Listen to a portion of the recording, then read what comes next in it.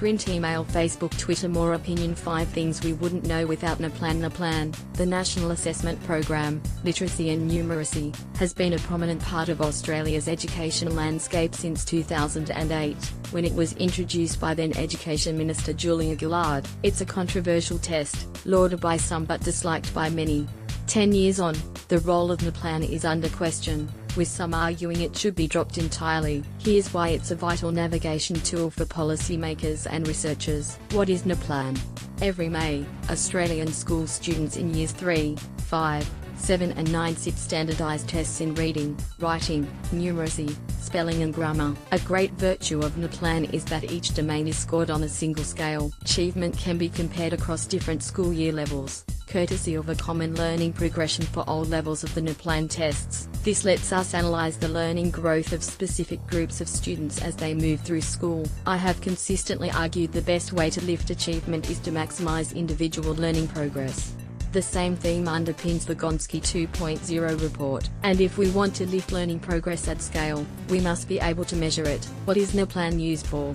There are many claims about the benefits of NAPLAN, each of which deserves scrutiny on its merits. For example, using NAPLAN, policymakers and researchers can better understand student performance, to inform system-wide policies, support and resource allocation for schools. Teachers can use the data as a diagnostic tool to improve teaching in the classroom. Parents can make more informed choices about where to send their children via the My School website, which publishes school-level results. Parents have more information about how their child is progressing relative to others. Focusing just on the first point, here are 5 things we know a lot more about because of NAPLAN. 1. Achievement gaps for Indigenous students. Indigenous students don't achieve at the same level as their non-Indigenous peers. While this has been known for decades, we would not know just how large some of these gaps are without NAPLAN, or how the gaps have changed over time. At a national level, Year 9 Indigenous students are on average 3 years behind non-Indigenous students in numeracy,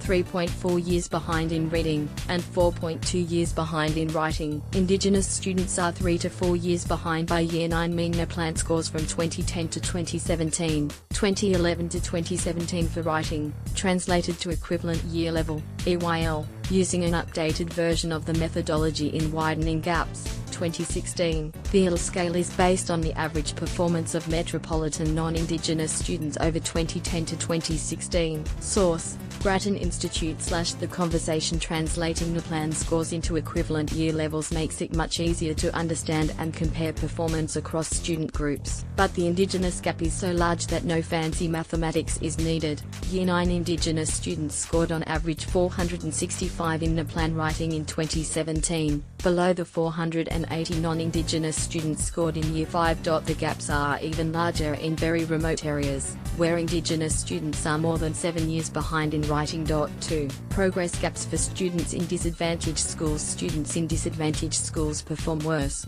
Again, not news. What's more of a surprise is that, when we tracked a cohort of Victorian students across all 4 of their NAPLAN tests, the size of the gap tripled, from 1 year and 3 months in Year 3 to 3 years and 8 months in Year 9. Even more concerning was the finding when we compared students with comparable capabilities early in their schooling. From the same Year 3 starting score, students in disadvantaged schools fall more than 2 years behind by Year 9, with potentially high-achieving students missing out the most. Students with similar early potential do worse in disadvantaged schools, especially high-achieving students. 3. Comparison among states. The states and territories are responsible for running school education in Australia.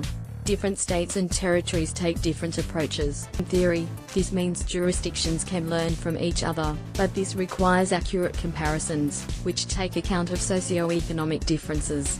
For example, parents in some states have higher levels of education than in others. On a like-for-like basis, comparable students are achieving at very different levels depending where they live in Australia. States and territories have very different levels of achievement when compared on a like-for-like basis. Looking at the next level of detail makes it clear no state or territory can afford to be complacent. For example, New South Wales has the highest levels of achievement of any state for students whose parents have a university degree, but its disadvantaged students make less progress than the national average. By contrast, Victoria has the highest achievement levels for students whose parents didn't finish school, but is not stretching its most advantaged students in the same way. 4. Changes over time. NAPLAN has now been running for long enough to identify trends over time. Too often, the story is one of stagnation.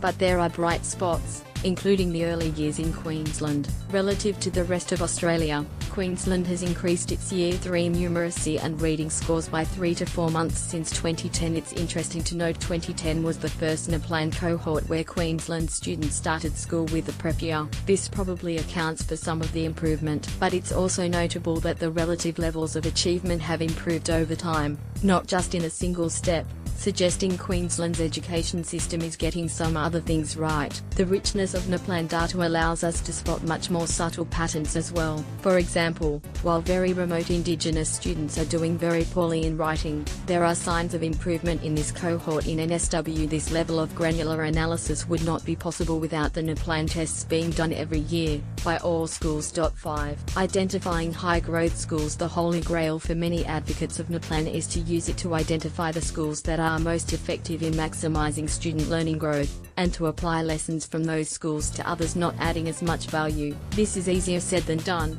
not least because the socio-economic mix in each school affects the rate of learning growth, as well as the student's achievement. New analysis, taking socio-economic factors into account, shows that about 8% of schools have beaten their odds for all 5 cohorts for which we have reliable NAPLAN progress data. Given this would only occur 3% of the time for a coin toss, we can confidently say that at least 5% of Australia's schools are routinely outperforming. About 5% of schools are routinely doing better than we would expect given their student population mix. Of course, NAPLAN can't tell us why these schools are different. Maybe it's what the schools and their teachers are doing.